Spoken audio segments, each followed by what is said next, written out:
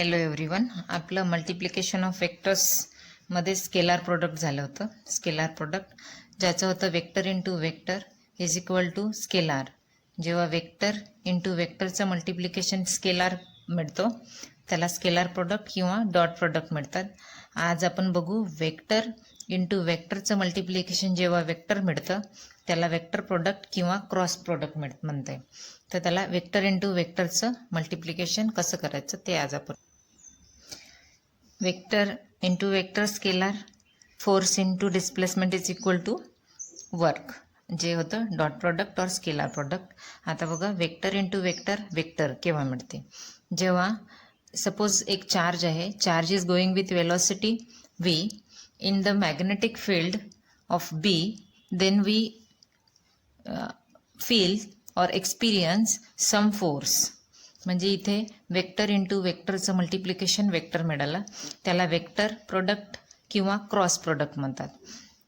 ह्याचं डेफिनेशन बघून घेऊ. ए charge moving with velocity v through a uniform magnetic field of magnetic induction B is force F experienced by a charge याच्यामध्ये vector into वेक्टरचं multiplication झालं आणि त्याला आपल्याला वेक्टर रिझल्ट मिळाला.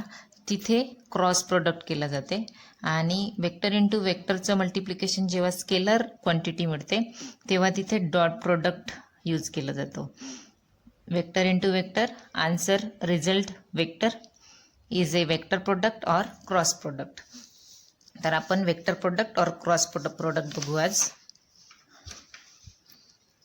बघा vector product means cross product दोन्ही म्हणू शकतो आपण त्याला. डेफिनेशन पहा. द वेक्टर प्रोडक्ट और cross product of two vectors P and Q is a vector whose magnitude is equal to the product of magnitudes of two vectors. या दोन वेक्टरची मॅग्निट्यूड्स and sin angle of the smaller angle theta. Sin angle which is that smaller angle between two vectors theta between the two vectors. हे झालं about magnitude. आता vector प्रोडक्टमध्ये आपल्याला काय मिळतो वेक्टर पण आन्सर मिळतो. वेक्टर प्रोडक्टमध्ये आपल्याला वेक्टर क्वांटिटी मिळते. वेक्टर क्वांटिटी मिळते म्हणजे त्याला मॅग्निट्यूड आणि डायरेक्शन दोन्ही असते.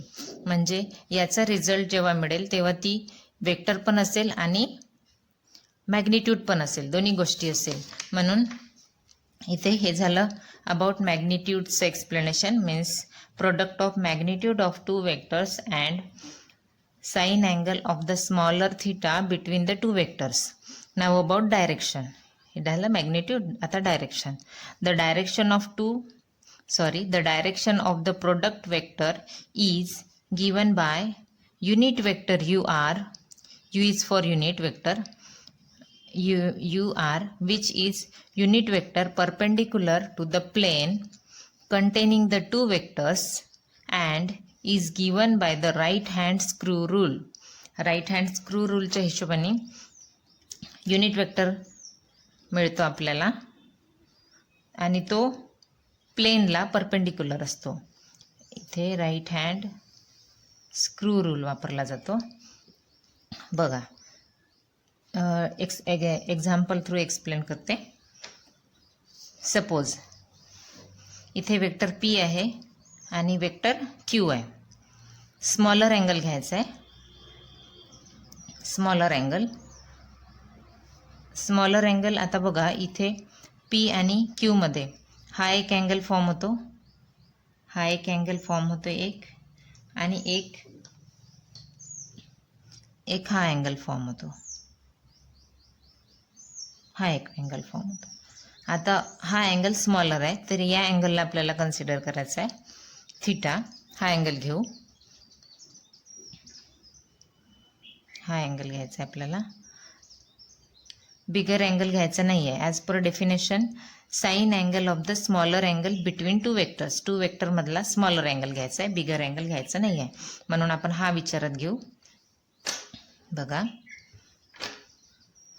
सपोज टू वेक्टर्स आहे पी आणि क्यू, त्यांचं प्रोडक्ट येईल. त्यांचं प्रोडक्ट म्हणजे P, vector P cross vector Q is equal to, पहिली त्यांची मॅग्निट्यूड आहे पीची मॅग्निट्यूड पी, क्यूची मॅग्निट्यूड राहील वेक्टर क्यूची Q, and what is that again, sine angle between two vectors. Sine angle घ्यायचा आहे हा between two vectors, theta, sine theta. ही झालं magnitude. Now about direction, about this U R. The direction of the product vector is given by UR cap, which is unit vector perpendicular to the plane containing two vectors and is given by the right hand screw rule. आता हा UR कोणत्या साईडने घ्यायचा आहे? एक तर हा plain आहे, सपोज हा पेज म्हणजे प्लेन आहे समजा. या प्लेनमध्ये हे दोन वेक्टर आहे, तर त्याची डायरेक्शन कोणत्या साईडनी राहील? तर ती परपेंडिक्युलर राहणार या सेंटरला परपेंडिक्युलर राहणार. ती कशा प्रकारे राहणार? Unit vector perpendicular. एकतर ती वरच्या दिशेने राहू शकते, अदरवाईज खालच्या दिशेने पण राहू शकते परपेंडिक्युलर. पेजच्या वर पण येऊ शकते किंवा पेजच्या खाली. सपोज असा पेज पकडला आपण, असा पकडला पेज उभा, तर ती असा पेज पकडला उभा, तर ती या साईडनी परपेंडिक्युलर येऊ शकते, अदरवाईज या साईडनी परपेंडिक्युलर येऊ शकते. तर आपण बघू राईट हँड स्क्रू रूल काय आहे नेमका. हा यू आर कोणत्या दिशेने राहील? Unit vector. आता हा सपोज स्क्रू आहे, हा स्क्रू आहे, तर स्क्रूला इथे ठेवलं, ओवर ठेवलं आपण याला. स्क्रूला इथे ठेवल्यानंतर पी पासून क्यू कडे जायचं आहे. तर मी पी पासून क्यू कडे, P to Q direction means likewise असं फिरवत आहे. तर काय होत आहे, स्क्रू बाहेर आला. स्क्रू ह्याच्यामध्ये, एक मिनिट, असा होता, मध्ये ठेवते म्हणजे नेमकं समजेल.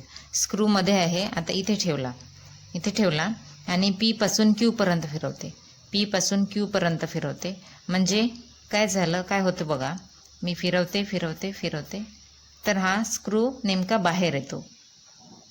हे बघा, स्क्रू ओपन होत आहे. स्क्रू ओपन झाल्यामुळे तो बाहेर आला म्हणजे तो वरच्या डिरेक्शननी आहे, परपेंडिक्युलर असं आहे.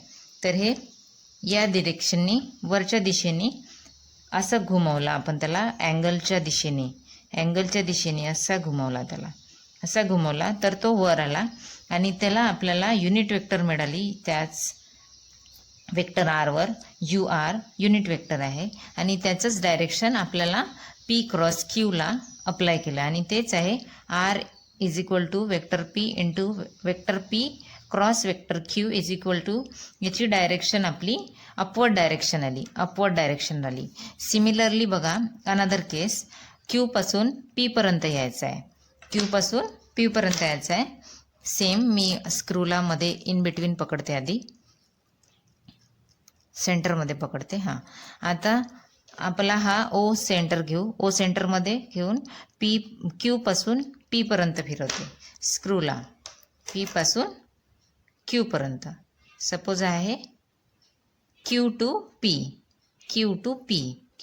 फिरवते.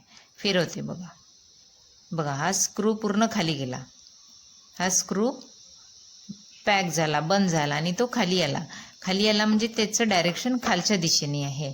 वेक्टरची डिरेक्शन आहे खाली आली, त्याच्यामुळे ते मी असं खाली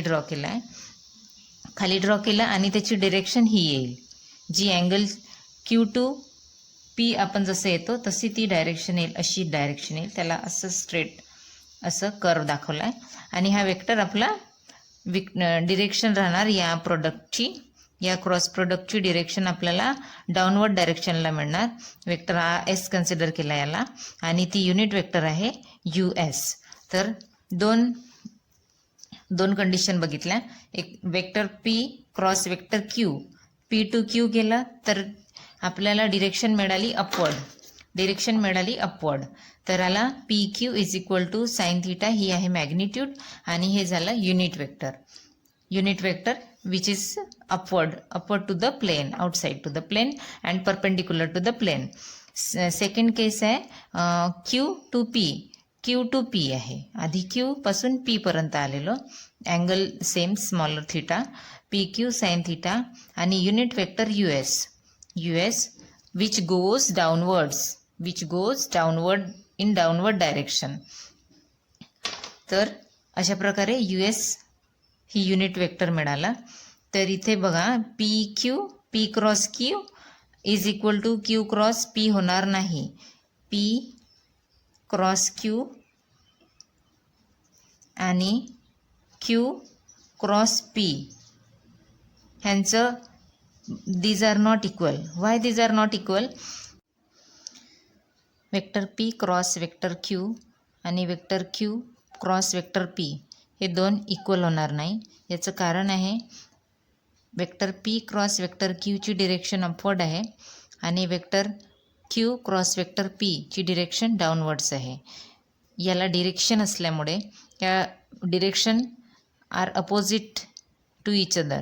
त्याच्यामुळे vector P cross vector Q is not equal to vector Q cross vector P.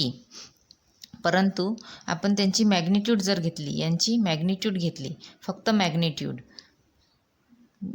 काय येईल, मॅग्निट्यूड आपण असं घेतो, याला मॅग्निट्यूडमध्ये टाकू. मॅग्निट्यूड टाकल्यानंतर युनिट वेक्टर्स येणार नाही, मग रिमेनिंग टर्म आली एवढी पी क्यू साइन थिटा, ती दोन्ही इक्वल आहे. तर ती मॅग्निट्यूड इक्वल येईल, but vector product of these two vectors are not equal. Okay, see you in next class.